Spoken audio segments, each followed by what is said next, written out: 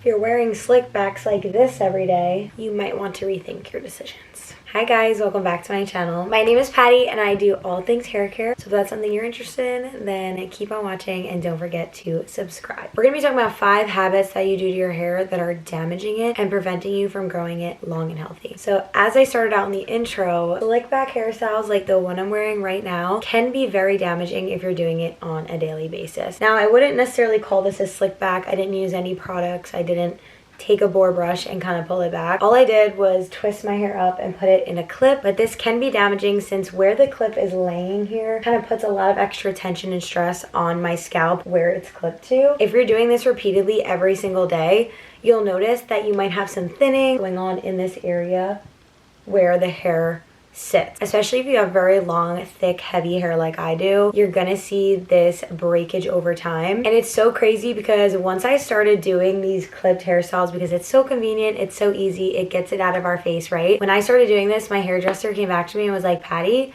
I'm gonna have to create some kind of like layer in the bottom of your hair because you're having this weird breakage like right in the center of your head. And I was like, oh yeah, that's from all the tight buns and the updos I've been doing. So yeah, you definitely want to try not to do this every single day. You want to make sure your hair is down more times than it is up, just because it does cause a lot of stress on the scalp and the hair in general. Another thing you are doing to your hair that is causing it to break and cause damage is one that is so obvious but nobody cares about, which is heat. Using heat on your hair. I don't even care if you're using heat protectant. Obviously, use heat protectant every time if you're going to use heat on your hair. But if you are using heat on your hair like even once a week, I would say is too excessive. I don't care. I know that sounds crazy, but I am like heat's biggest hater because that was the #1 thing that kept my hair dead dry. It felt like the end of a broomstick. You ever felt like the end of a broomstick? Yeah, that's what the end of my hair felt like when I was using heat regularly. It was actually the worst thing ever. It dries out your hair, it takes out all the moisture, it even damages the cuticle. It literally physically changes the structure of your hair to make it more prone to breakage, damage, and brittleness, and just an overall dull look. You don't want your hair to look dull, you don't want it to look dry, you want it to be soft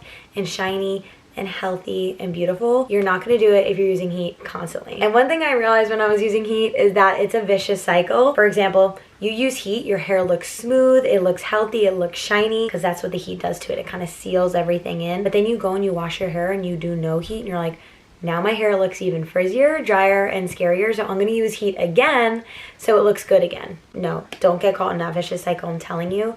It is the worst thing ever. I'm not saying to cut out heat completely, but definitely go much longer between heat styling and use heat protectant every single time. Try heatless hairstyles, heatless curls. Follow my TikTok if you want to see some heatless curls. I do a bunch over there. Any heatless hairstyle that's going to just prevent you from frying your hair over time. Third thing that you're doing to your hair that's causing it to break off and be unhealthy and not grow long and healthy is you are shampooing it either too often or not enough. All right, hear me out. Everyone's hair is different, everyone's scalp is different, and how often you need to be washing it really depends on the person, the hair type, everything like that. But if you are washing your hair too often, it's going to cause it to be dry, it's going to be too stripped, going to be frizzy, and you're taking all that excess moisture out that you need. But if you go too long without washing it, you also create buildup on your scalp, you create dead skin cells, so many other things that just sit on your scalp and prevent it from growing because it's all clogged up. Your hair grows from your scalp, and if you have so much product buildup and oil built up, it is going to cause issues as well where your hair is not going to be able to grow nice and healthy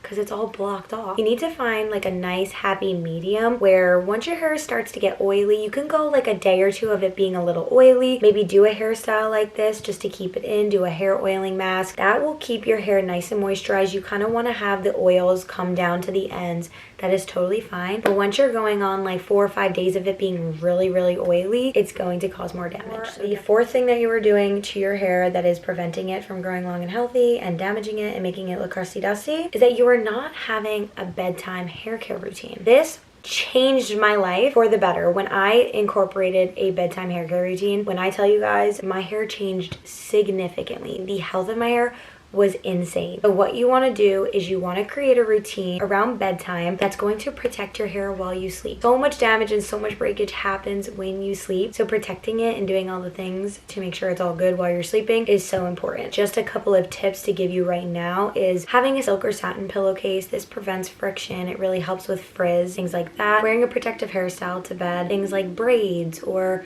a loose bun or anything that's kind of keeping your hair contained, you want to do that. And also applying oils or doing scalp oils overnight or hair oils overnight, whatever you want to do. You can do it once a week. You could put a light oil on every night. I'll definitely do a more in-depth video about my hair care routine and what I choose to do once a week, what I do every night, and different protective hairstyles that I do when I sleep. So if you guys are interested, let me know. I'll definitely do a video on that too. Number 5, and the last thing you're doing that is damaging your hair, is you are bleaching it too often. Listen, y'all are gonna be like, Patty, you're blonde. What are you talking about? Yeah, I know I'm blonde, okay? Relax. I know that I'm blonde, but hear me out. I only bleach my hair 1 to 2 times a year. Now, this past year, I may have bleached it 4 times and it's really damaged. Why? Because my dummy decided to go brunette last October. A year ago today, I decided that it would be a good idea to go brunette, and since then I've had to bleach it 4 times to get back to the color that I want, and now she's dead and she is dry and she is suffering, and I'm going to go really long now between bleaching sessions. Like I said, once a year, twice a year max. And the way that I do this is, you're like, Patty, but your roots, what do you do? I get a lived-in balayage, so I allow a lot of my natural color to come in at the top. I make sure to get like a root melt. That's what I asked my stylist to do, so that my natural color is melting in and it's very blended with the blonde, so that when I go 6-8 months without dyeing it, it looks very natural. It's kind of giving like an ombre effect, but the balayage just looks so natural and so beautiful. So if you want to be blonde but you're trying not to bleach it as often and not get highlights every 6 to 8 weeks or whatever it is, I would highly suggest switching over to a lived-in balayage, and I'm telling you, you will give your hair the much needed break it needs while still looking beautiful and blonde and having a little bit of contrast in your hair, which I personally love so much.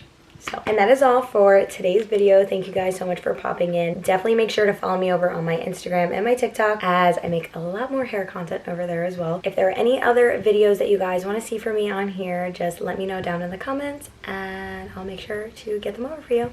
Love you all. Thank you guys so much. See you next time.